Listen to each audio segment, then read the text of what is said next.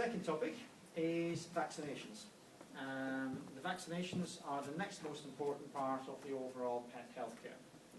In puppies, puppy vaccinations are for distemper, hepatitis, parvovirus, hepatitis is adenovirus, coronavirus, Leptospira icterohemorrhagica, Leptospira canicula, parainfluenza, bordetella, which is kennel cough, and rabies.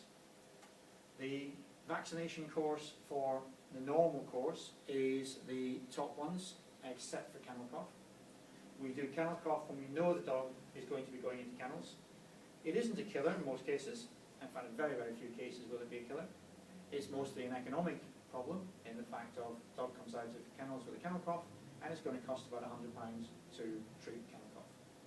Rabies, we tend not to discuss rabies unless we know the dog is going abroad or the cat is going abroad, because it is quite a complex part of the pet travel scheme, and so we would discuss that as a separate entity.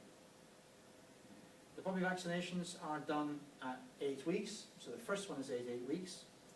They are followed 2 weeks later by a second vaccination. They are then boosted every 12 months, and the dog can go out 1 week after the second vaccination. As I say, a booster every year.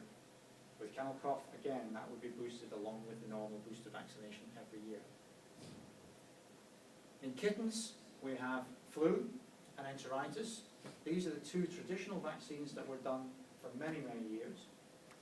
Some 15 or more years ago, we had leukemia brought into the equation, and leukemia used to be offered as a separate vaccination, and it was a question of, did you want this, did you want that added to it?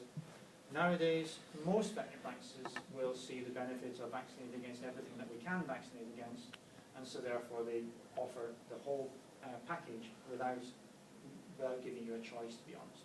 The difference in price now is very little, and so therefore it's better to vaccinate against everything.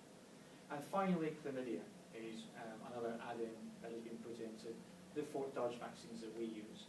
Not all vaccines have chlamydia in it, so we prefer to use an across-the-board vaccine. In kittens, we start at 9 weeks, not 8 weeks, and they are vaccinated 3 weeks apart.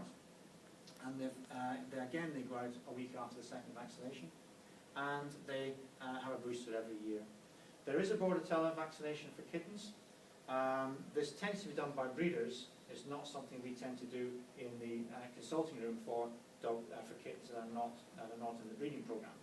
So it tends to be for the mother. And finally, in rabbits, we have myxomatosis and we have viral hemorrhagic diarrhea, or viral hemorrhagic disease. Myxomatosis is the commonest of the diseases that we see in rabbits, and these vaccines need to be done. We use them annually, although they do start to tail off after about 6 months, and so therefore, if we have an outbreak of myxomatosis, then we would bring the vaccines forward to every 6 months. But otherwise, we tend to do them annually.